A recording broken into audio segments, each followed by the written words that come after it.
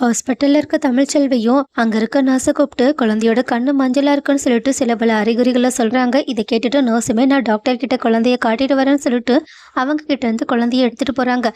இதை பார்த்த தமிழோட அம்மாவும் பதட்டத்தோட என்னடி என்னென்னமோ சொல்லிக்கிட்டு இருக்க, குழந்தைக்கு ஏதாவது பிரச்சனையான்னு கேட்க, அதுக்கு தமிழுமே அசால்ட்டா குழந்தைக்கு மஞ்சக்காமால இருக்குன்னு சொல்றாங்க. இதை கேட்டுட்டு மொத்த பேரும் ஷாக் ஆக, இதுல வருத்தப்படுறதுக்கோ ஷாக் ஆகுறதுக்கோ ஒன்றும் கிடையாது. இப்ப பிறக்கிற குழந்தைகள் நிறைய பேருக்கு இப்படிதான் மஞ்சக்காமால வருது. ஒரு நாள் இன்குபேட்டர்ல வச்சா எல்லாமே நார்மல் ஆயிடும்னு சொல்லிக்கிட்டு இருக்கும்போதே அங்கிருந்து வந்த நர்ஸுமே டாக்டர் சொன்ன விஷயத்த சொல்லிட்டு குழந்தைய இன்குபேட்டர்ல வைக்கிறதுக்காக எடுத்துட்டு போயிடுறாங்க. அதே நேரத்துல தமிழ்ச்செல்வியும் உடனடியா மலருக்கு கால் பண்ணி இப்போ குழந்தை என்ன பண்ணுறான்னு கேட்க, நல்லா பால் குடிச்சிட்டு விளையாண்டுக்கிட்டு இருக்கான்னு சொல்கிறாங்க. ஆனால் அதுக்கப்புறமா தான் தமிழ்ச்செல்வி தன்னோட குழந்தைக்கு மஞ்சக்காமால இருந்த விஷயத்த சொல்லிட்டு அந்த குழந்தையோட கண்ணு மஞ்சளாக இருக்கான்னு செக் பண்ணி பார்க்க சொல்கிறாங்க. மலரும் அதை செக் பண்ணி பார்த்துட்டு அதெல்லாம் ஒன்றும் இல்லை, நார்மலாக தான் இருக்குன்னு சொல்லிடுறாங்க. அதுக்கப்புறமா தமிழ்ச்செல்வியும் இதுக்கப்புறமா இந்த மாதிரி அறிகுறி ஏதாவது இருந்தால் உடனடியாக குழந்தையோ ஹாஸ்பிட்டலுக்கு கூட்டிகிட்டு போங்கன்னு சொல்லிடுறாங்க. சரின்னு சொல்லிட்டு மலருமே சொல்லிட்டு இந்த விஷயத்த கருப்புக்கிட்டையுமே சொல்லிடுறாங்க. அதுக்கப்புறமா தமிழ்ச்செல்வியும் குழந்தைய அடுத்த நாள் தூக்கிட்டு தன்னோட வீட்டுக்கு போக அங்கே ஆர்த்தியெல்லாம் எடுத்து குழந்தைய ரொம்பவே நல்லபடியாக உள்ள வரவேற்று கூட்டிட்டு போகிறாங்க. இதை பார்த்துட்டு தமிழ்ச்செல்வியோட பாட்டியும் இந்த குழந்தைக்கு ஒரு அம்மாவாக இருந்து நீ எல்லா சடங்கையுமே செய்கிற, ஆனால் அந்த குழந்தைக்கு அப்படி யார் இருக்காங்க, என்ன இருந்தாலும் அம்மா பார்த்துக்கிற மாதிரி வராதுன்னு சொல்ல, உடனே அப்பத்தாவும் அதெல்லாம் ஒன்றும் நீங்கள் நினைக்க வேண்டாம், அந்த குழந்தைய கண்டிப்பாக அவங்க எல்லாரும் நல்லா பார்த்துப்பாங்க.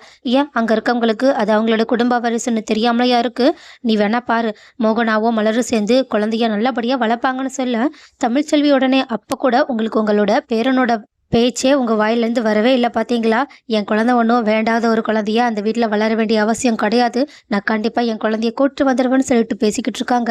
அதே நேரத்தில் அந்த பக்கமும் மோகனா குழந்தைய ராஜாங்கத்துக்கிட்ட தூக்கிட்டு போயிட்டு இது நம்ம குடும்ப வாரிசு, நீங்க தூக்கி கொஞ்சலனா எப்படின்னு சொல்லிட்டு அவங்க கையிலேயே கொடுத்துட ராஜாங்கமும் கண் கலங்கி அழுதுகிட்டு அந்த குழந்தைய கொஞ்சிக்கிட்டு இருக்காங்க.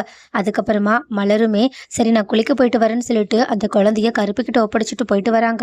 அப்ப கரெக்டா சேது அங்க தண்ணி குடிக்கிறதுக்காக வந்திருக்கதை பார்த்துட்டு கருப்பு அப்படியே ஜாடமாடியா குழந்தைகிட்ட பேசுற மாதிரியே அப்படியே குழந்தையோட அப்பன்னு சொல்லிட்டு சேது கிட்ட பேசுற மாதிரி பேசிக்கிட்டு இருக்காங்க.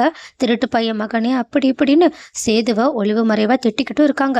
இதுல கடுப்பாயிட்டு சேதுவும் ஏன் மாமா இப்படி எல்லாம் பேசிக்கிட்டு இருக்கீங்கன்னு கேட்க, அதுக்கு கருப்பும் நான் குழந்தைய கொஞ்சிக்கிட்டு இருக்கேன், நீ எதுக்காக நடுவில் வரேன்னு சொல்லிட்டு அவங்கள நோஸ் கட் பண்ணி விட்டுட்டு இவனை எப்படியாவது குழந்தைய தூக்க வைக்கணும்னு பிளான் போட்டுட்டு மாப்பிள்ள ஒரு ஒரு நிமிஷம் இந்த குழந்தைய மட்டும் பார்த்துக்க, எனக்கு வயிறு கலக்கிடுச்சுன்னு சொல்லிட்டு அங்கிருந்து கிளம்பி போயிட்டு ஜன்னல் வழியா குழந்தைய தூக்கிறானா இல்லையான்னு பார்த்துக்கிட்டு இருக்க.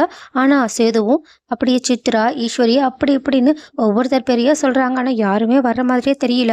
அதனால அவங்களும் குழந்தை அமைதியா தானே இருக்குன்னு அந்த சேர்லயே உட்காந்துருக்காங்க. இதை பார்த்துட்டு கருப்பும் அந்த குழந்தைகிட்ட மனசார மன்னிப்பு கேட்டுட்டு ஒரு தட்டை வச்சு குழந்தைய பயன்படுத்துற மாதிரி சவுண்டை உருவாக்க குழந்தையுமே பயந்து செம்மையா அழ ஆரம்பிக்குது. இதை பார்த்துட்டு சேதுவும் எல்லாரையுமே கூப்பிட்டு பாக்குறாங்க. அப்பயுமே யாரும் வராத மாதிரி இருக்கனால உடனடியா குழந்தையோட அழகிய அமைதிப்படுத்துறதுக்காக குழந்தைய தூக்கி கொஞ்சம் ஆரம்பிக்கிறாங்க. இதை பார்த்துட்டு கருப்புக்கு செம்ம சந்தோஷம். குழந்தையும் கொஞ்சம் கொஞ்சமா அமைதி அடைய சேதுவும் நடக்கிற நிலைமை புரியாம அவங்க பாட்டுக்கு ரொம்ப நேரம் குழந்தைய கொஞ்சிக்கிட்டே இருக்காங்க. அப்போ கரெக்டா சேது நம்மளை கூப்பிட்ட மாதிரி தெரியுதேன்னு சொல்லிட்டு ஈஸ்வரி சித்ரா சாவித்திரி தாமரை அப்படின்னு சொல்லிட்டு 4 பேருமே அங்க வர இந்த காட்சியை பாத்துறாங்க. பார்த்ததுக்கு அப்புறமா என்ன வழக்கம் போல சாவித்திரியும் தாமரையும் சித்ராவையும் ஈஸ்வரியும் கிண்டல் பண்ணிக்கிட்டு இருக்க. அதே நேரத்துல அங்க ஐஸ்வர்யாவுமே வந்துடுறாங்க. அதனால அவங்க ஐஸ்வர்யாவையுமே செம்ம கிண்டலோட பேசி விட்டுடுறாங்க. இதுல கடுப்பாயிட்டு ஐஸ்வர்யாவும் இந்த குழந்தை இருக்கிறதான பிரச்சனைன்னு சொல்லிட்டு குழந்தைய கடத்துறதுக்கான ஏற்பாடையுமே பண்றாங்க. அதுபடி அடுத்த நாள் குழந்தையுமே கடத்திடுறாங்க.